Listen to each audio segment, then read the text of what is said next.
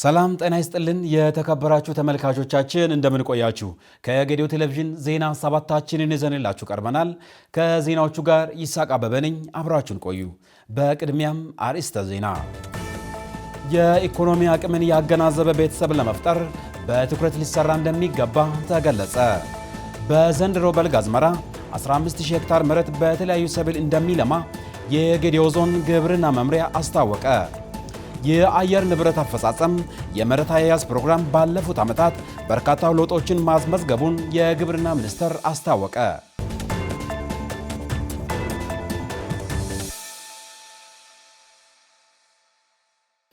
የተከበራችሁ ተመልካቾቻችን በዜና ሰባታችን እነዚህንና ሌሎች ጉዳዮችን በዝርዝር የምንመለከት ነው የሚሆነው። በቅድሚያም አጫጭር ዘገባዎችን እነሆ። የበጋ መስኖ እርሻ በምግብ ራሳችንን ለመቻል በምናደርገው ጉዞ ውስጥ የጸና መሰረትን የጣልንበት ምዕራፍ ነው አሉ ጠቅላይ ሚኒስትር ዶክተር አብይ አህመድ። ጠቅላይ ሚኒስትሩ በማህበራዊ ትስስር ገጻቸው ባሰፈሩት መልእክት የበጋ መስኖ እርሻ በምግብ ራሳችንን ለመቻል በሚደረገው ጉዞ ውስጥ የጸና መሰረት የጣልንበት ምዕራፍ ነው ብለዋል። የውሃ ሀብታችንን በአግባቡ በመጠቀም ባልተቋረጠ ጥረትና ቁርጠኝነት የመልማት ጉዟችንን አስተማማኝና ዘላቂ የሆነ የምግብ ዋስትና ወደምናረጋግጥበት ብሩህ ተስፋ እንደሚያሸጋግረን ጥርጥር የለውም ሲሉም አመልክተዋል። ዘገባው የፋና ሚዲያ ኮርፖሬት ነው። ከ6 ቢሊዮን ብር በላይ በሆነ ወጪ 1452 ትምህርት ቤቶች ሊገነቡ መሆኑ ተገለጸ። ከ6 ቢሊዮን ብር በላይ በሆነ ወጪ 1452 የቅድመ አንደኛ ትምህርት ቤቶች ሊገነቡ ነው አለ ትምህርት ሚኒስቴር። የትምህርት ሚኒስቴር ፕሮፌሰር ብርሃኑ ነጋ ትምህርት ቤቶቹን ሚኒስቴሩ ከክልል ጋር በመተባበር በሁሉም ክልሎች እንደሚገነባም ተናግረዋል። ትምህርት ቤቶቹም በአጭር ጊዜ ውስጥ በጥራት ተገንብተው ለ2019 ዓመተ ምህረት የትምህርት ዘመን ዝግጁ እንደሚሆኑም ገልጸዋል። በዚህም 87120 ህጻናት ወደ ትምህርት ቤት እንዲገቡ ያደርጋል ያሉት ሚኒስቴሩ የትምህርት ቤቶቹ ግንባታ ጥራት ያለውን ትምህርት ለማዳረስ የተያዘውን ግብ ለማሳካት የሚያግዝ መሆኑን አመልክተዋል። ለዚህም ሚኒስቴሩ ከሁሉም ክልል ትምህርት ቢሮዎችና ሌሎች ባለድርሻ አካላት ጋር የስምምነት ሰነድ ተፈራርመዋል። ዘገባውን ከፋና ሚዲያ ኮርፖሬት አገኘ ነው።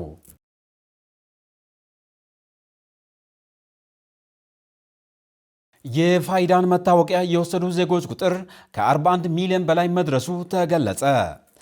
በኢትዮጵያ የዲጂታል መታወቂያ ወይንም ፋይዳ የወሰዱ ዜጎች ቁጥር ከ41 ሚሊዮን በላይ መድረሱን የኢትዮጵያ ብሔራዊ መታወቂያ መረጃ ያመለክታል። ተቋሙ በ2018 ዓ.ም ዲጂታል መታወቂያን ለ7 ሚሊዮን ዜጎች ተደራሽ ለማድረግ አቅዶ እየሰራ ይገኛል። በዓመቱ 160 ተቋማትን ከፋይዳ ጋር ለማስተሳሰር ታቅዶ የነበረ ሲሆን ባለፉት 9 ወራት 132 ድርጅቶችን ከስርዓቱ ጋር ማገናኘት ተችሏል። በሌላ በኩል የዜጎችን ዲጂታል ክህሎት ለማበልጸግ እየተተገበረ ባለው የ5 ሚሊዮን የኢትዮጵያ ኮደር ስልጠና እስካሁን 4 ሚሊዮን 506,027 ዜጎች ተመዝግበዋል። በ2018 ዓመተ ምህረት የሰልጣኞችን ቁጥር 4 ሚሊዮን 484,000 ለማድረስ የታቀደ ሲሆን እስካሁን 3 ሚሊዮን 376,017 ዜጎች ስልጠናውን በስኬት አጠናቀዋል። ይህም ለተጀመረው የዲጂታል ኢኮኖሚ ግንባታና ቀልጣፋ የመንግስት አገልግሎት አሰጣጥ ጉልህ ሚና እንደሚጫወትም ይጠበቃል። ዘገባው የኢትዮጵያ ብሮድካስቲንግ ኮርፖሬት ነው።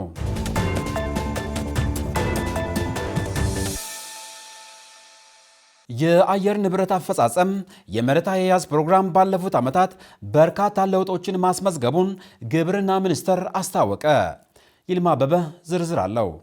ባለፉት ዓመታት በአየር ንብረት አፈጻጸም የመሬት አያያዝ ፕሮግራም ድጋፍና በማህበረሰብ ተሳትፎ የተፋሰስ ልማት ስራዎችን በመስራት የአፈር መሸርሸርን መቀነስ፣ የተራቆቱ መሬቶች አገግመው ወደ ልማት እንዲገቡ በማድረግ እንዲሁም የደን ሽፋን እንዲጨምር በተሰሩ ስራዎች አበረታች ውጤት ተመዝግበዋል። የአየር ንብረት አፈጻጸም የመሬት አያያዝ ፕሮግራም ዋና ዓላማው የተራቆቱ አካባቢዎችን ለማልማትና የአየር ንብረት ተጽዕኖ መቋቋምን ለማጠናከር ነው። ፕሮግራሙ በ11 ክልሎች ውስጥ 5 5000 ተፋሰሶችን ለማልማት የታቀደ ሲሆን በአጠቃላይ 2.5 ሚሊዮን ሄክታር መሬትን ይሸፍናል። በዚያም እያንዳንዱ ተፋሰስ በአማካይ 500 ሄክታር መሬትን የሚሸፍን ይሆናል። እስካሁን በተሰራው ስራ 500,000 ሄክታር መሬት አገግመው በአረንጓዴ የተሸፈነ ሲሆን ይህም የእጽዋት ሽፋንን መጨመርንና የኢኮሲስተም መልሶ ማገገምን ያመላክታል። ፕሮግራሙ በአካባቢው ማህበረሰብ የሚመራ የህብረተሰብ ስራ ማህበር ሞዴል በመመስረት በተፈጥሮ ሀብት አስተዳደር ያለውን ክፍተት ለመሙላት የሚሰራ ሲሆን በዚህም በአካባቢ ነዋሪዎች የተቋቋሙት ህብረት ስራ ማህበራትን በመደገፍ የተከፋፈለና የአጭር ጊዜ መዋቅር ወደ ተደራጀ ተሳትፎ ያለውን ፈቃደኝነት ላይ የተመሰረተ አሰራር እንዲተገበር የሚደግፍ ነው። ህብረተሰብ ስራ ማህበራቱ የአየር ንብረት የሚቋቋመው እና ገቢ የሚያመነጨውን እንቅስቃሴዎችን እንዲያከናውኑ የፋይናንስ ድጋፍ ይደረግላቸዋል። ይህም የተቀናጀ አቀራረብ የአካባቢ መልሶ ማገገም ከህብረተሰቡ የኑሮ ማሻሻያ ገቢ ማስገኛ ጋር በቀጥተኛ እንዲገናኝ ያደርጋል። የአየር ንብረት አፈጻጸም የመሬት አያያዝ ፕሮግራም ከዓለም ባንክ የተገኘ $500 ሚሊዮን ድጋፍ የሚተገበር ሲሆን እንደ አውሮፓውያኑ አቆጣጠር ከ2019 እስከ 2026 ድረስ የሚቆይ ነው። ፕሮግራሙ 6 ዋና ዋና ክፍሎች ያሉት ሲሆን እነሱም በየወረዳ ደረጃ የመሬት ማሻሻልና ጥበቃ ተግባራትን ማስፋፋት፣ የቴክኒክና የሙያ ትምህርት ስርዓቶችን በማጠናከር ዘላቂ መሬት አያያዝ አፈጻጸምን ማገዝ፣ በማስረጃ ላይ የተመሰረቱ የመሬት አስተዳደር ስራዎችን ለመደገፍና ምርምርና ኢኖቬሽንን ማጠናከር፣ የዘላቂ የመሬት አስተዳደር የሚደግፍ ፖሊሲዎችንና ህጎችን ማዘጋጀት፣ ልምዶችን ማመንጨትና ማስመዝገብ እንዲሁም ለሌሎችም ማካፈልና የአካባቢውን ማህበረሰብ ጥበቃ መርሃ ግብሮችን በተስማሚ ሁኔታ ማስተባበርና መተግበር ናቸው። ይህም ፕሮግራም በ26 መጨረሻው ላይ ሲጠናቀቅ የየአካባቢው ማህበረሰብ በዘላቂነት የለሙ የተፋሰስ አካባቢዎችን በባለቤትነት ተረክቦ እንዲያስተዳድር ይደረጋል። ለዘገባው የመረጃ ምንጭ ግብርና ሚኒስቴር ነው።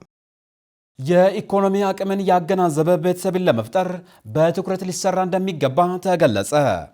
የይርጋ ጨፌ ወረዳ የስነ ህዝብና የወሳኝ ኩነት ምክር ቤት ለባለድርሻ አካላት ግንዛቤ ማስጨበጫ የስልጠና መድረክ አዘጋጅቷል። ተስፋዬ ጎበና ያዘጋጀውን ዘገባ ብሌን ተገነ እንደሚከተለው ታቀርበዋለች። በይርጋ ጨፌ ወረዳ የተካሄደው ስልጠና ነክ ግምገማ ባለፉት የ9 ወራት እቅድ አፈጻጸም ትኩረቱን ያደረገ በመሆኑ ከዚህ በፊት የነበሩ ክፍተቶችን ለመሙላት ወደፊት የተሻለ ስራ ለመስራት ግንዛቤ የፈጠረ መሆኑንም ገልጸዋል። የህዝብ እድገት ከኢኮኖሚ ጋር ሳይመጣጠን ሲቀር በአካባቢ ሆነ በሀገር ላይ የተለያዩ ጫናዎች እንደሚያሳድሩ አስተያየት ሰጪዎችም ተናግረዋል። ለህዝብ አንጻር የሰው ቁጥርና ሀብት ያልተመጣጠነ በመሆኑ ከዚህ በኋላ በቂ ግንዛቤ ህዝቡ ማግኘት አለበት። እንደገና እንደ ቤተ እምነት የምናስተምረውም ሆኖ ሳለ ህዝብ ሁሉ ማወቅ አለበት። በቤተ እምነት ተጣቀፉም ቢሆኑ እንደገና ደግሞ በባህል ስርም ታቅፎ ያሉ ሁሉ የህዝብ ብዛትና የሀብታችን መጠን ተመጣጣኝ ሆኖ ነው አሁን ያለነው የሚለውን ጥያቄ ህዝቡ ለራሱ እንዲጠይቅ እያንዳንዱ ሰው በግል ደረጃ ራሱን እንዲጠይቅና ይህንን ስለ ህዝብ ቁጥርን በማመጣጠን የተወለደ ሰው ለስራ ራሱን አዘጋጅቶ በሚያድግበት ሁኔታ ነገ ምን ይሰራሉ እያሉ እንዲማሩ ግንዛቤ እየሰጡ ወላጆች እንዲያሳድጉ ይህንን ስራ ቢሰራ ጥሩ ነው ብዬ ነው ይወስዳለሁ። ማህበረሰቡ ያለውን ውስን ሀብት በአግባቡ እንዲጠቀምና በቁጠባ እንዲኖር ግንዛቤ ያስጨበጠንና ወደ ትምህርት ቤታችንም ስንመለስ ደግሞ በዚሁ ልክ ለትምህርት ቤታችን ግንዛቤ እንድንፈጥር ተነሳሽነትን በውስጣችን የፈጠረው ብዬ አምናለሁ። የህዝብ እድገት ከኢኮኖሚ አቅም ጋር ካልተመጣጠነ የሚያስከትለው ጉዳቶችን በመገንዘብ ህብረተሰቡ የራሱን ገቢ ባገናዘበ መልኩ ልጆች መጥነው መውለድ ያስፈልጋልም ተብሏል። በዚህም በትምህርት ቤቶችና በእምነት ተቋማት ላይ የኢኮኖሚ አቅምን ያገናዘበ ቤተሰብ እንዲፈጠር የተለያዩ የግንዛቤ ማስጨበጫ ስራዎች እንደሚሰሩም አስረድተዋል። ከሰው ቁጥርና ከሀብት መጠን ማነስ ትልቅ ችግር እንዳለ የሚታይ ነገር ነው። ይሄ ህዝብ የሚያውቁ ነው፣ ዓለምም የሚያውቁ ነው። ጎዳና ላይ ብትወጡ በጣም የሚገርም ነገር አንዳንዴ በሃይማኖት በአብያተ ክርስቲያናት በበዓላት ጊዜ ወይም በአጥባዎች በበዓላት ጊዜ የሚገባ ስራ እንሰራለን፣ ልብስን የማከፋፈል ስራ እንሰራለን። የዛኔ እኛ 300 ሰው እናገኛለን ብለን እስከ 700 እስከ 800 ሰው ከእቅድ በላይ ሰው እናያለን። ይሄ ምንድነው? ሰው በቃ የሰራበት የለም፣ አቅም የለውም፣ የሚበላ ነገር የለውም። ስለዚህ እንደዚህ በቃ እርዳታ እየተደረገ እንዲኖር የሚፈልግ ህዝብ በዝቷል። ይሄ የስለ ህዝብ ቁጥር አለመመጣጠን ችግር ያመጣ ችግር እንደሆነ ለመግለጽ ፈልጋለሁ። ያለ ኢኮኖሚና ህዝብ አለመመጣጠን ለምሳሌ ህፃናቶች ላልተገባ ጋብቻ በእድሜያቸው እንጭጭ ሆኖ እያለ ለጋብቻ ይዳረጋሉ። የጋብቻ ያልተደረጉ ደግሞ ጎዳና ተዳዳሪ ሆነው የተለያዩ ተግባራትን እየፈጸሙ ለማህበረሰቡም እንዲሁም ደግሞ ለዛ ቀበሌም ይሁን ለወረዳ ለዞንም የተለያየ ችግሮች ሰለባ ይሆናሉ የሚል ሐሳብ አለኝ።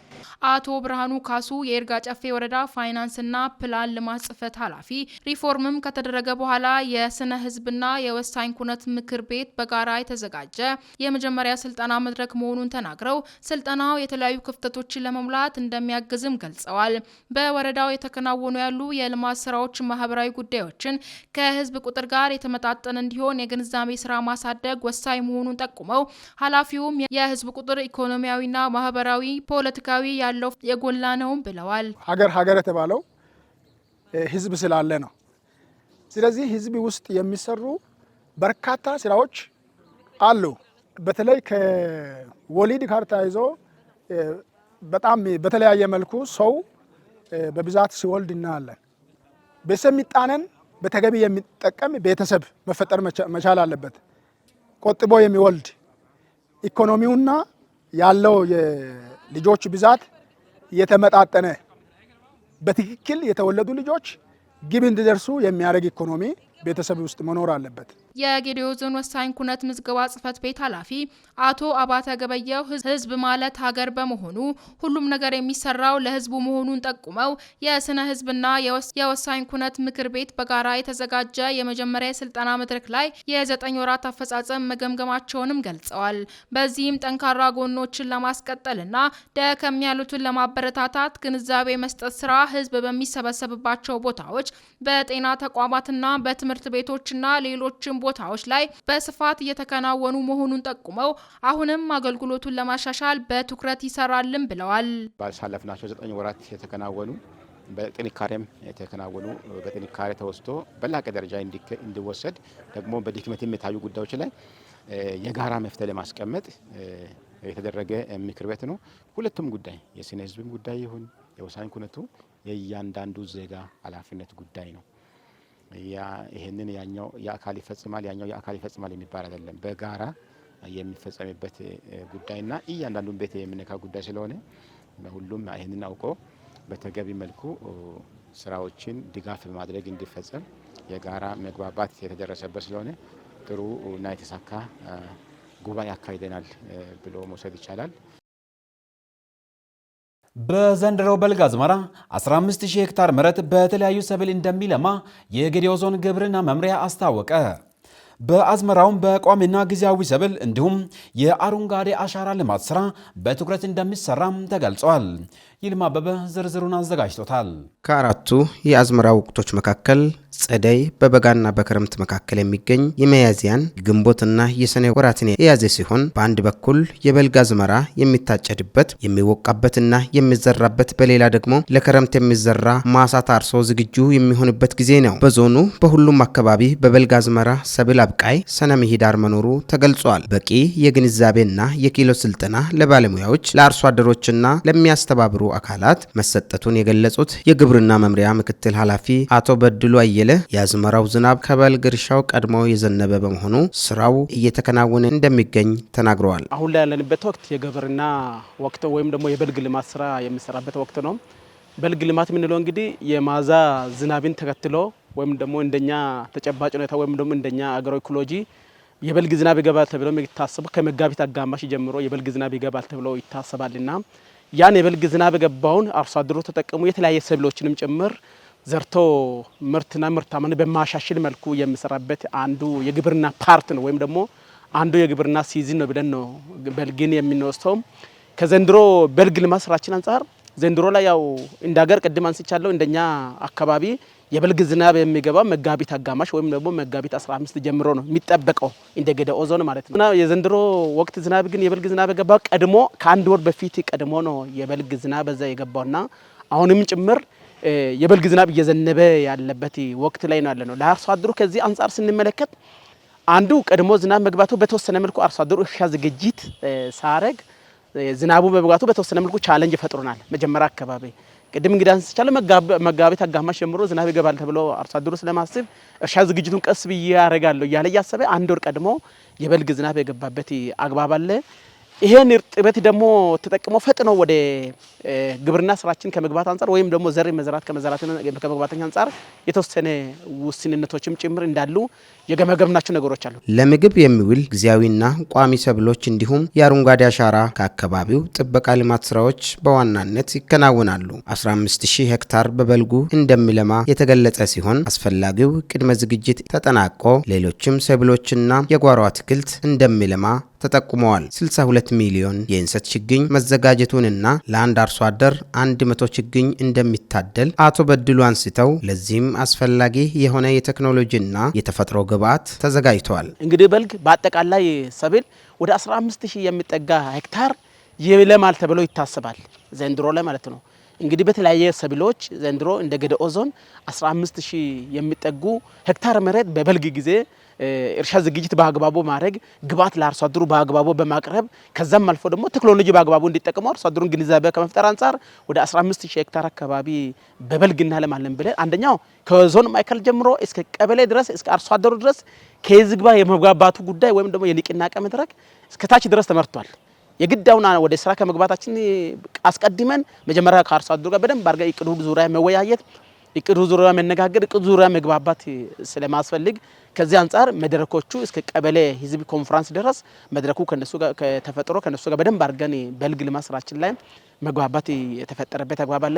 በዚህኛው በባለፈው በበልግ ወቅት ግን ወደ 57 ሚሊዮን አካባቢ የሚደርሱ የእንሰት ችግኞችን እንተክላለን ብለን አቅደን የተነሳንበት አግባብ አለ። ይሄን አቺቭ ስናደርግ ግን ጉልበት እያላቸው መሬት እያላቸው አቅም እያላቸው የእንሰት ችግኝ ግን ገዝቶ ወይም ደግሞ አዘጋጅቶ መትከል ለማይችሉ አርሶ አደሮችም ጭምር የተለያየ እንደ መንግስትም ድጋፍ እየተደረገ ከዛም አልፎ ደግሞ ማህበረሰቡን እያስተባበርን ማሳ ያለው ጉልበት እያለው እንሰት የመትከል ፍላጎት እያለው ነገር ግን የእንሰት ችግኝ ለሌላቸው አርሶ አደር በዛ ልኩ እያስተባበርን ታች ላይ ችግኝ አንድ አርሶ አደር 100 ችግኝ ሚኒመሙ አንድ አርሶ አደር 100 ችግኝ እንዲተክል እያደረግን ያለንበት አግባብ አለ። የአረንጓዴ ልማት በጌዴኦ ህዝብ ዘንድ የጠበቀ ትስስርና ታሪክ እንዳለው ያብራሩት የመምሪያው ምክትል ለበልግ አዝመራ 29 ሚሊዮን ልዩ የዛፍ ችግኝ መዘጋጀቱንና እስካሁን 6 ሚሊዮን የሚሆን እንደተተከለ አስረድተው እንሰት በተፈጥሮ ማዳበሪያ የሚለማ እንደመሆኑ አሁን ላይ በአመት 2.9 ሚሊዮን ኩንታል የቆጮ ምርት መሰብሰብ እንደተቻለ ጠቁመው የቴክኖሎጂን አጠቃቀም በማስፋትና የአተካከል ዘዴውን በማዘመን ምርትና ምርታማነትን ለማሳደግ እየተሰራ እንደሚገኝም አቶ በድሉ አብራርተዋል። የጌዴኦ ዞን አረንጓዴ አሻራ አዲስ አይደለም። አርሶ አደሩ በተቻለ መልኩ በማሳ ውስጥ ራሱ ምንጣሩም እያካሄደ አንዳንድ አገረ በቀል ዛፎችን ሳገኝ እዛ ባቦ እያለ እያስቀረ አረም ቁጥጥርም ጭምር የማያደርግበት አግባብ አለና ጥምር እርሻ ነው አርሶ አደሩም እየተጠቀመ ያለው። በዘንድሮ አመት ብቻ ወደ 29 ሚሊዮን አካባቢ በበልግ ብቻ ወደ 29 ሚሊዮን አካባቢ የአረንጓዴ አሻራ የችግኝ የተለያየ ጠቀሜታ ያላቸው ችግኞችም ጭምር ለተከላ አጠቃላይ ጉርጋድ ሁሉ አዘጋጅተን ጨርሰን ችግኞችን ሁሉ ባሉበት አካባቢ ተዘጋጅተን ጨርሰን አሁን ተከላ ገብተው ወደ 6 ሚሊዮን አካባቢ በአሁኑ ሰዓት በአረንጓዴ አሻራ ተከላ የተጀመረበት አግባብ አለና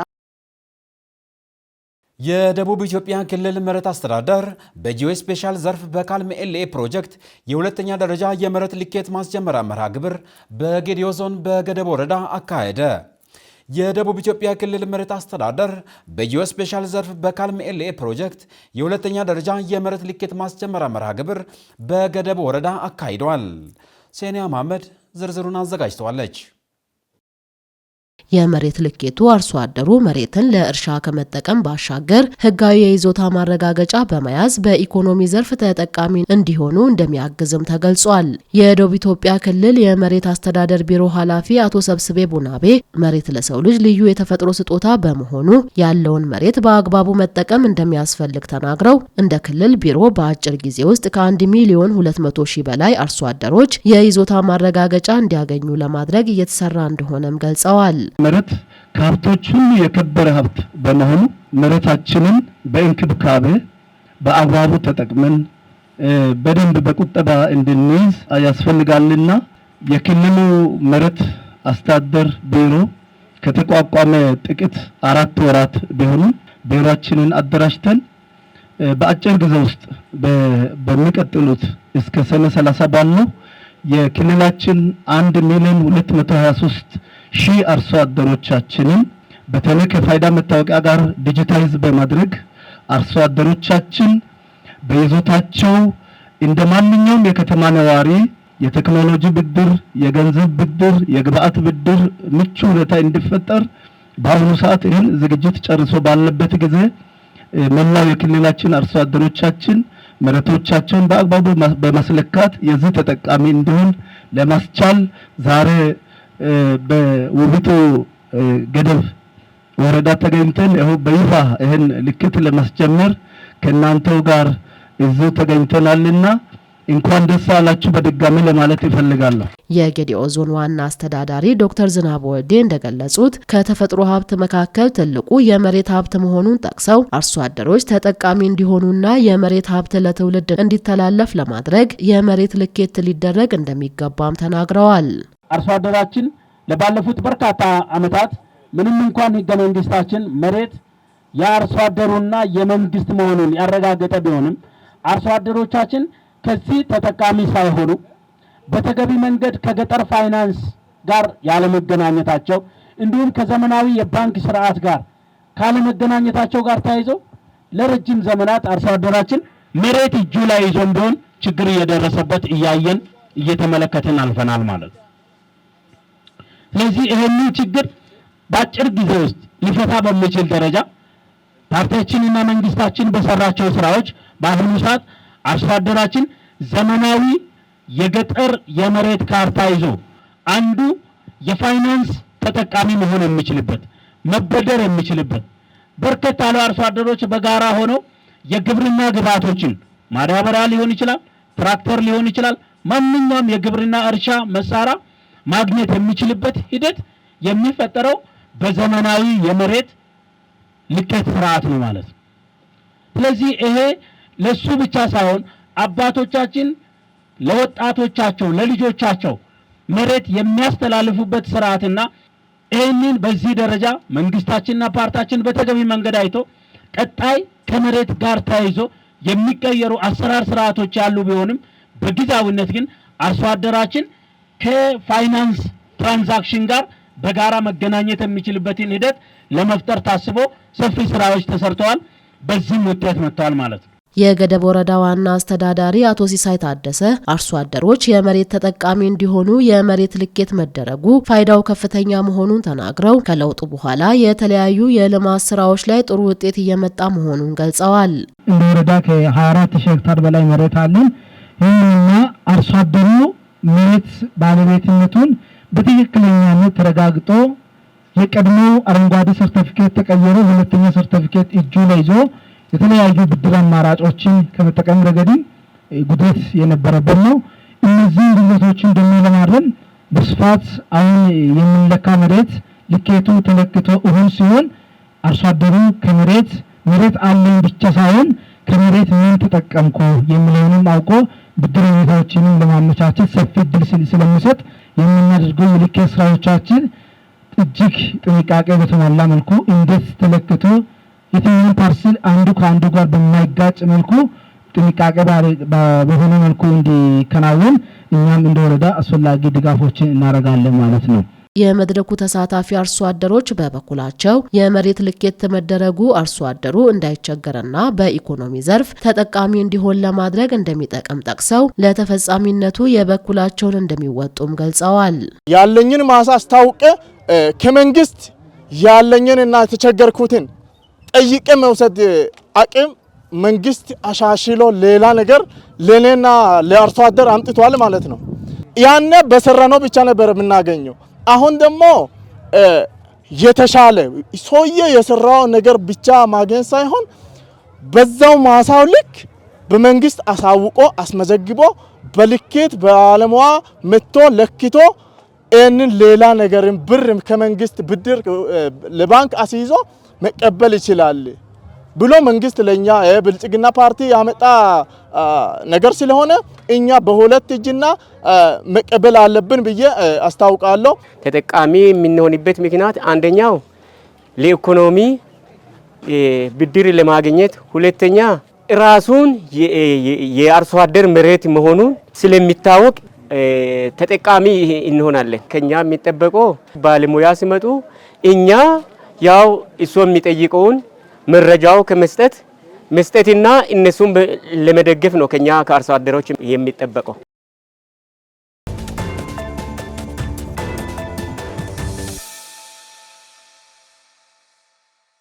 በርካታ የዓለም ሀገራት የነበሩበትን አስከፊ የጦርነት ታሪክ ተሻግረው በምክክርና በመግባባት ሰላምን አስፍነዋል። ጦርነት ውስጥ አሸናፊ የሚባል ቢኖር እንኳን ሁሉም ይጎዳሉ። አንዱ ልጁን ያጣል፣ ሌላው ከተማውን፣ ኢኮኖሚውን፣ ሲከፋም ሁሉም ሰብአዊነታቸውን ያጣሉ። ለዓለም አቀፍ ትንታኔ ደመላሽ ጉልማ። ጦርነት እጅግ ሰቅጣጭና አስፈሪ ነው። ጦርነት ከክቡር የሰው ልጅ ጀምሮ ሀገርን ድረስ የሚያፈርስ የሰው ልጅ ባህሪ የፈጠረው ድርጊት ነው። በጦርነት ምክንያት ትምህርት ይቋረጣል፣ የጤና ስርዓቱ ይታወካል፣ ኢኮኖሚ ይደቃል፣ ቤተሰብ ይበተናል፣ ትውልድ በፍርሃት ውስጥ ያድጋል። በጦርነት አሸናፊ የለም፣ ትርፉ የጋራ ሀዘን ብቻ ነው። ጦርነት የሚያጠፋው ህይወትን ብቻ ሳይሆን ተስፋን ያጠፋል፣ ቤተሰብን ያፈርሳል። የሚበላው በጥይት የተመታውን ብቻ አይደል፣ በረሃብ የሚሞተውን፣ በመድኃኒት እጥረት የሚጠፋውን፣ በፍርሃት የሚረዳውንና በመፈናቀል መንገድ ላይ የሚሰቃየውን ህዝብና የተፈጥሮ ሀብትን ያወድማል። የዓለማችን ታሪክ በአስከፊ ጦርነት ውስጥ ያለፈ ነው። ጦርነት መጨረሻ ውይይትና እርቅ ነው። በጦርነት ወቅት የተማረኩ ሰዎች ሰራዊቶችን መፍታት፣ ተዋጊዎችን ወደ ማህበረሰብ መመለስ፣ እውነትን ማጋለጥ፣ ተጎጂዎችን መርዳት፣ የህግ ተቋማትን ማጠናከርና የጦርነት መንስኤዎችን ከስር መሰረቱ መፍታት የሚከተሉ ተግባራት ቢሆንም የፈሰሰው ደምና የተጎዳው አካል ግን መቼም ቢሆን ሲያመረቅዝ ይኖራል። በርካታ የዓለም ሀገራትም የነበሩበትን አስከፊ ጦርነት ታሪክ ተሻግረው በምክክርና በመግባባት ሰላምን አስፍነዋል። ሴራሊዮን ከግጭት በኋላ የተሻለ መንገድ ላይ ቆማለች። ላይቤሪያና ሞዛምቢክን በግጭት ምክንያት ከወደቁበት አፈራቸውን አራግፎ ተነስቷል። ሩዋንዳም ከሰቆቃ ወጥታ አዲስ የሰላምና የልማት ታሪክ እየጻፈች ነው። ደቡብ አፍሪካ ከአፓርታይድ ግፍ ወደ ዲሞክራሲ ተሸጋግራለች። የህዝቦች መመካከርና መነጋገር የማይፈታ ቋጠሮ የማይሞላው ገደል የለምና ሀገራዊ ምክክር ሂደቱ ላይ ሁሉም ባለድርሻ አካላት የራሳቸውን አንድ ጠጠር ቢያዋጡ ሀገርን መገንባት ይችላሉ። ሴራሊዮን ከ1991 እስከ 2002 ድረስ በከባድ የእርስ በርስ ጦርነት ተናውጣ ነበር። ይህ ጦርነት ከ50 ሺህ በላይ ሰዎችን ህይወት ቀጥፏል። ሀገሪቱን እና ዜጎቿን በረሃብ በፍርሃትና በስደተኝነት እንዲቀጡም አድርጓቸው የነበረ ቢሆንም ጦርነቱ እንዲቆም ዋና መሰረት የሆነው በ1999 የሎሜ የሰላም ስምምነት መደረጉ ነበር። ይህ ስምምነት ተዋጊ ወገኖች ወደ ድርድር አመጣ፣ የትጥቅ ማስፈታትን መሰረት አስቀመጠ።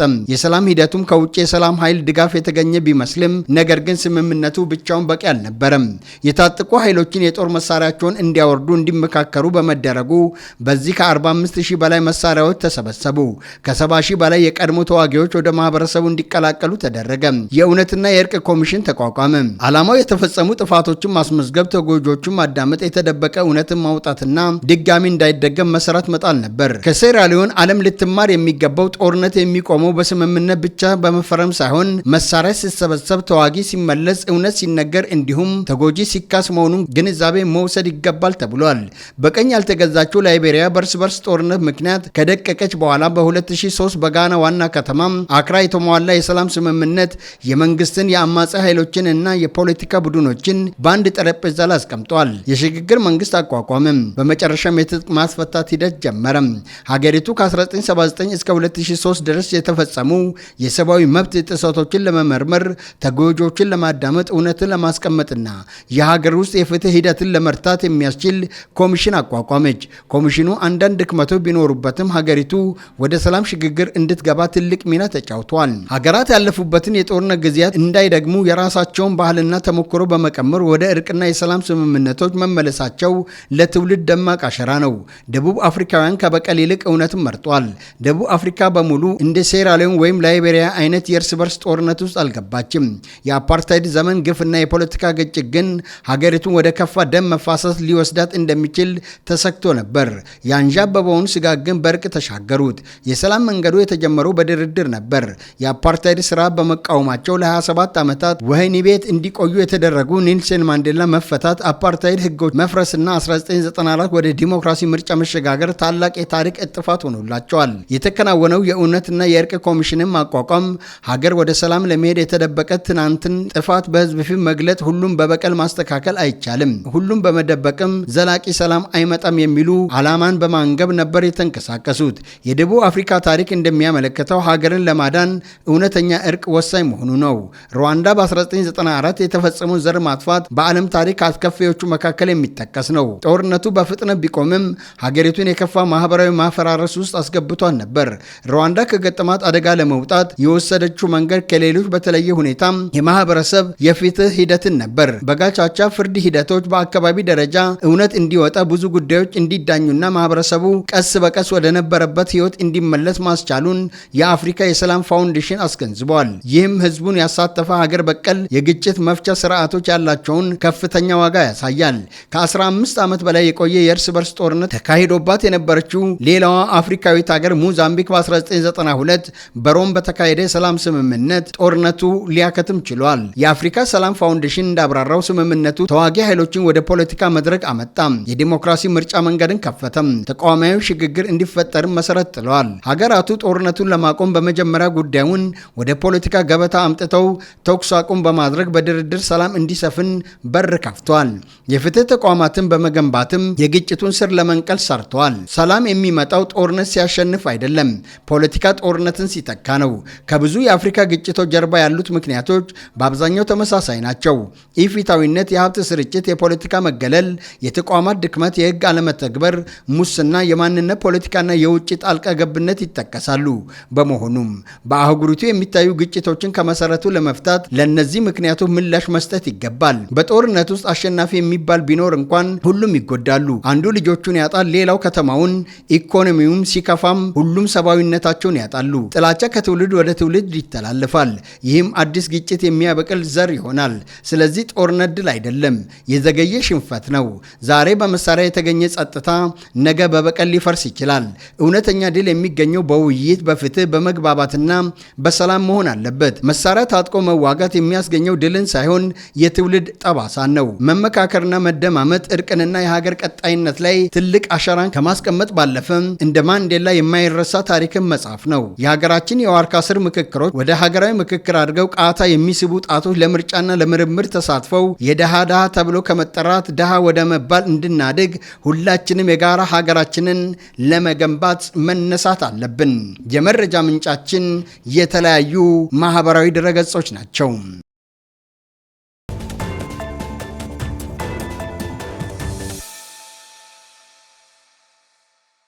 ተመልካቾቻችን ዜናዎቻችንን ከማጠቃለላችን በፊት አበይት ነጥቦችን እናስታውሳችሁ።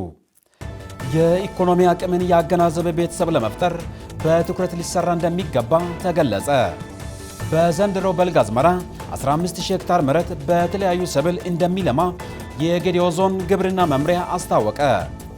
የአየር ንብረት አፈጻጸም የመሬት አያያዝ ፕሮግራም ባለፉት ዓመታት በርካታ ለውጦችን ማስመዝገቡን የግብርና ሚኒስቴር አስታወቀ። የተከበራችሁ ተመልካቾቻችን በመከታተል ላይ የነበራችሁት ከጌዴኦ ቴሌቪዥን የሚተላለፍላችሁን ዜና ሰባታችንን ነበር። ዜናዎቻችንን በዚሁ አበቃን። ዜናዎቹን በመምራት አብሬያችሁ ቆየሁት። ይሳቅ አበበ ከመላው ስቱዲዮ ባለሙያዎች ጋር በጋራ በመሆን ነበር። ከቀሪ ከጌዴኦ ቴሌቪዥን ፕሮግራሞች ጋር መልካም ቆይታ